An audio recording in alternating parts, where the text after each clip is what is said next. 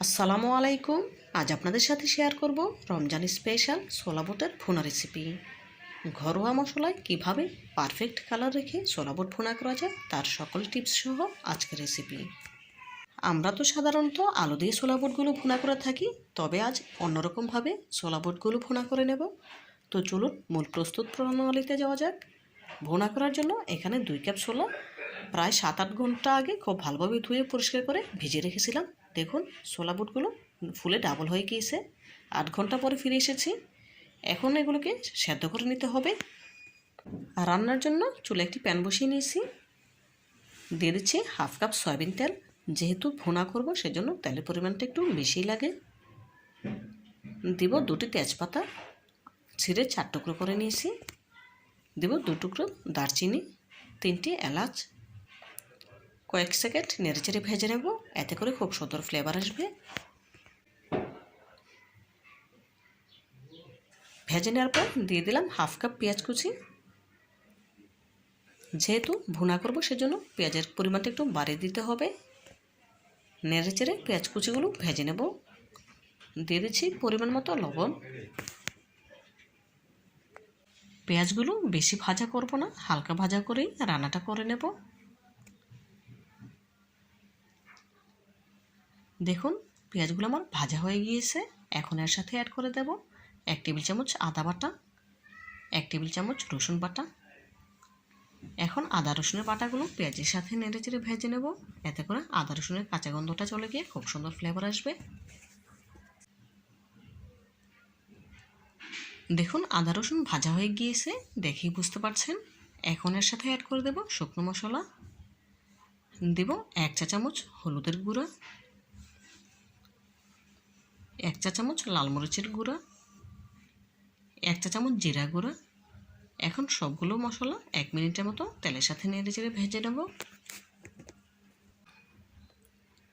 1 মিনিটের মতো ভেজে নেওয়া হয়ে গেলে এর সাথে সামান্য একটু পানি অ্যাড করে দেব, মশলাটা খুব ভালোভাবে কষিয়ে নেওয়ার জন্য। পানি অ্যাড করে দিয়েছি। এখন নেড়েচেড়ে মশলাটা খুব ভালোভাবে কষিয়ে নিতে হবে। দেখুন এই পর্যায়ে মশলা থেকে তেলটা ছেড়ে দিয়েছে, দেখেই বুঝতে পারছেন। এখন এর সাথে অ্যাড করে দেব ছোলা বুট, যেগুলো আমি আগে থেকে খুব ভালোভাবে সেদ্ধ করে পানিতে ধুয়ে পানিটা ঝরিয়ে নিয়েছি। অবশ্যই ছোলা বুট সেদ্ধ করার পর পানিতে ধুয়ে নেবেন, এতে করে বুটগুলো আর কালো হয়ে যাবে না, পারফেক্ট কালার চলে আসবে। দেখুন মশলার সাথে একটু নেড়েচেড়ে নিচ্ছি। 2-3 মিনিটের মতো খুব ভালোভাবে নেড়েচেড়ে মশলার সাথে বুটগুলো কষিয়ে নিতে হবে। তো বন্ধুরা, ভিডিওর এই পর্যায়ে আপনাদের কাছে ছোট্ট একটি রিকোয়েস্ট রইল, যারা এখনও পর্যন্ত আমার ভিডিওটি দেখছেন একটি লাইক দিতে ভুলে গিয়েছেন, প্লিজ একটি লাইক দিয়ে ভিডিওটি কন্টিনিউ করবেন। আর যে সকল বন্ধুরা আমার চ্যানেলে নতুন ভিজিট করেছেন, রেসিপিটি ভালো লেগে থাকলে প্লিজ চ্যানেলটিতে সাবস্ক্রাইব করে পাশে থাকা বেল বাটনে ক্লিক করে দেবেন, এতে করে আমি যখনই কোনো নতুন রেসিপি আপলোড করব সবার আগে আপনার কাছে পৌঁছে যাবে। এই কাজটি যারা অলরেডি করে নিয়েছেন আপনাদেরকে জানাই অসংখ্য ধন্যবাদ। দেখুন বন্ধুরা, এই পর্যায়ের সাথে অ্যাড করে দিয়েছি 1 কাপ পানি আর 4টি কাঁচামরিচ।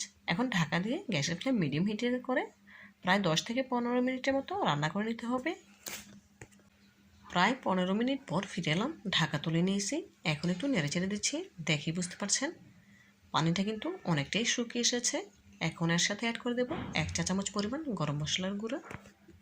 অবশ্যই গরম মশলার গুঁড়া দেওয়ার চেষ্টা করবেন, এতে করে ছোলা ভুনা থেকে মাংসের স্বাদ পাবেন। দেখুন খুব ভালোভাবে নেড়েচেড়ে বুট ভুনাটা করে নিচ্ছি। এখন আর ঢাকা দেব না, যেহেতু রান্নাটা মোটামুটি শেষের দিকে। দেখুন বন্ধুরা, কথা বলতে বলতে ছোলা ভুনাটা কিন্তু প্রায় রান্না হয়ে এসেছে, দেখেই বুঝতে পারছেন। এখন ওপর থেকে কিছুটা ধনেপাতা কুচি অ্যাড করে দেব। অবশ্যই ধনেপাতা কুচি দেওয়ার চেষ্টা করবেন, এতে করে খেতে অনেক বেশি ভালো লাগবে। ধনেপাতা কুচি অ্যাড করে দিয়ে একটু নেড়েচেড়ে চুলা থেকে নামিয়ে নেব। তার আগে যে আস্ত মশলাগুলো দিয়েছিলাম সেগুলো তুলে নিচ্ছি। অলরেডি যতটুকু ফ্লেভার আসা ততটুকু ফ্লেভার চলে এসেছে। রান্নাটা আমার কমপ্লিট হয়ে গিয়েছে। এখন চুলা থেকে নামিয়ে একটি সার্ভিং প্লেটে সার্ভ করে আপনাদের সাথে শেয়ার করছি। ছোলা ভুনাটা একটি সার্ভিং প্লেটে সার্ভ করে নিয়েছি। মাশাআল্লাহ, ফাইনাল লুকটা দেখুন, দেখতে কতটা সুন্দর এবং লোভনীয় লাগছে। দেখতে যতটা সুন্দর হয়েছে খেতে তার থেকেও অনেক বেশি মজাদার। আপনারা একবার হলো বাসায় ট্রাই করবেন এবং খেয়ে আমাকে কমেন্ট করে জানাবেন।